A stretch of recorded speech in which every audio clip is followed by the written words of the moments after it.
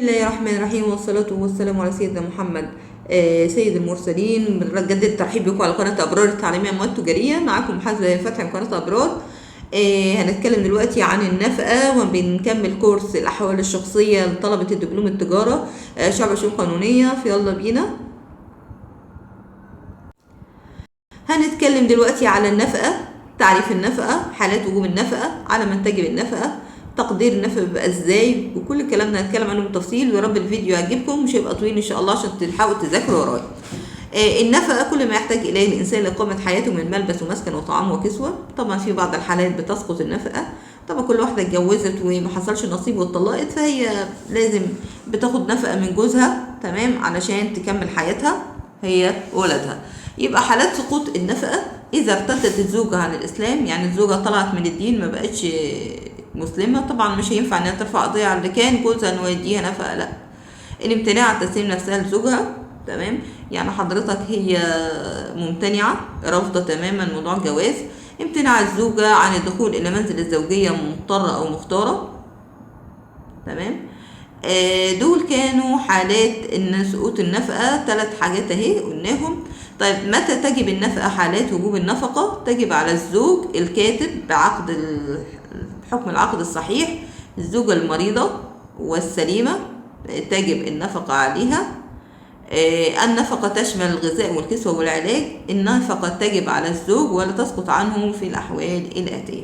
يعني النفقة لازم تجب على الزوج، لازم يدفعها ولا تسقط عنه في الأحوال الآتية: إذا خرجت دون إذن زوجها، إذا أجاز لها الشرع الخروج كزيارة والدها أو لوالدها المريض لقضاء حوائجها، حالات الضرورة كالحريق، أداء عملها المشروع، إذا اشترط في العقد عملها، لو اتفقت مع الزوج إن هي هتشتغل ما ينفعش إن هو يمنعها أو تسقط اتفاقاتها، وإذا كانت تعمل قبل الزواج أو راضية بذلك بعد الزواج صراحة أو ضمن الوافق. يعني شروط عدم سقوط النفقة بسبب خروج الزوجة للعمل: طبعا هي أي واحدة بتشتغل، تمام، ألا تسيء استعمال حق الخروج، ألا يطرأ ما يجعل استمرارها في العمل منافيا لمصلحة الأسرة. هي بتروح تشتغل في وقت متأخر قوي، فطبعا ده بيعرض استقرار الأسرة، تمام، وبيدمر الأسرة وولادها. فطبعا لو هي طلبت بنفقة، شروط النفقة برضو ما بتسقطش، تمام، بس هي تلتزم الشروط. طبعا تقدير النفقة: ما يلزم الزوجة في حياتها من مسكن ومأكل في هذا الغلاء الفاحش، ومأكل وملبس وخدمة حسب العرف والعادة ومراعاة حالة الزوج. يبقى المرأة بتقرر لها النفقة حسب عمل الزوج. طرق وصول النفقة: التمكين، يعني الزوج يصرف فعلا، ينفق الزوج فعلا. التمليك عند الرفض بحكم يحكم القاضي. طبعا القاضي الزوج مش راضي يدفع النفقة اللي عليه لعياله لولاده، بتروح تشتكي الزوجة، فالقاضي بيحكم لها بالتمليك أو التمكين. ما يراعى عند تقدير النفقة، والقاضي بيجي يحدد النفقة، بيراعي حال الزوج يسر أو عسر، بيجيب طبعا مفردات مرتب اللي هو موظف، بيشوف هو دخله قد إيه، وبالتالي بحدد منه إن جزء للنفقة قدر كفايتها دون إسراف أو تقصير، يعني بديها قدر كفايتها بس، تمام.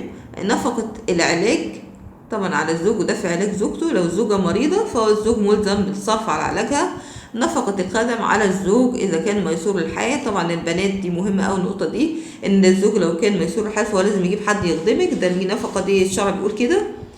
طبعا اما اجي اعمل مسكن للزوجه لازم يبقى في شروط شرعيه للمسكن، لازم وانا باجي اعمل المسكن الزوجيه لازم احطه في اعتبار.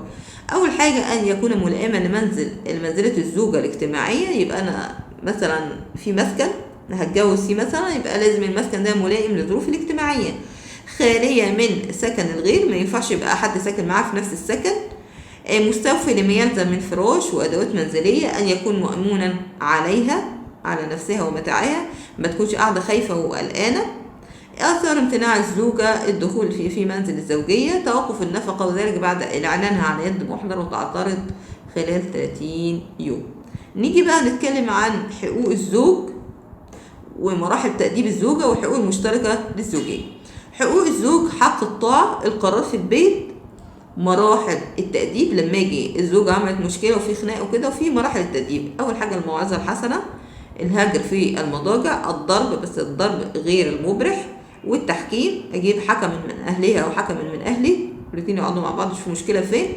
نيجي بعد كده قيود التأديب. تمام، يتفق مع المقصود من التشريع. يعني قيود التأديب في بعض ان انا ما بقدرش التأديب نفسه فيه قيود، ما ابتديش اجيب بقى سيف واقعد اجلد فيها واعذبها، مش لا طبعا، ده التأديب اللي اتذكر في التشريع. نيجي بعد كده الضرب بعد استنفاذ مرحلتين الموعظة الحسنة والهجر. والضرب يكون غير مبرح، شروط الضرب يكون غير مبرح وبعيدا عن مناطق العورات، يعني ما يكونش في مناطق حساسة كده بتؤدي إلى هلاكها. نيجي بعد كده يكون جزاء الخروج عن قيود التأديب، الزجر القاضي اللي هو بقى حضرتك ضرب بقى بالحزام وموتها وكسر لها الحاجات اللي احنا بنشوفها على الفيس دي. تمام، يبقى زجر القاضي للزوجة طلب الطلاق للضرر إذا تسبب في وفاتها كان مسؤولا. تمام، كان مسؤولا عن وفاتها. احنا ما شاء الله دلوقتي بنشوف في التلفزيون مثلا واحد بيقتل واحدة كده في الشارع مراته عادي بسكينة قدام كل الناس، فربنا يعافينا يا رب. الحقوق المشتركة للزوجين، حق الاستمتاع، حق المعاشرة، ثبوت النسب للأولاد، حرمة المصاهرة، التوارث بين الزوجين. طبعا في الميراث، طبعا ميراث الزوج بالنسبة للزوج لو توفت زوجته، ميراث الزوج يرث النصف إن لم يكن هناك فرع وارث للزوجة، يرث الربع إذا كان للزوجة فرع وارث. الزوجة طبعا توفى زوجها بترث الربع إن لم يكن هناك فرع وارث للزوج، أبوه مش قاعدين، ترث التمن إذا كان للزوج فرع وارث.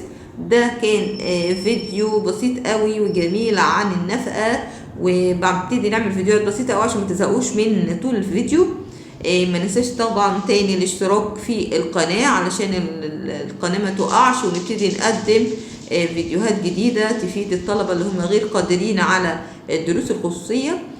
كان معكم محاسبة هبة فتحي من مدرسة الزهرة التجارية بالمنيا، والسلام عليكم ورحمة الله وبركاته. واسيب لكم رقم تليفوني تحت للتواصل وفي اي استفسارات، رقم تليفوني هيبقى في صندوق الوصف، وهنزل كمان المذكرات دي على التليجرام وعلى في صندوق الوصف في القناة. فتابعوني، يا رب الفيديو يكون عجبكم، والسلام عليكم ورحمة الله وبركاته.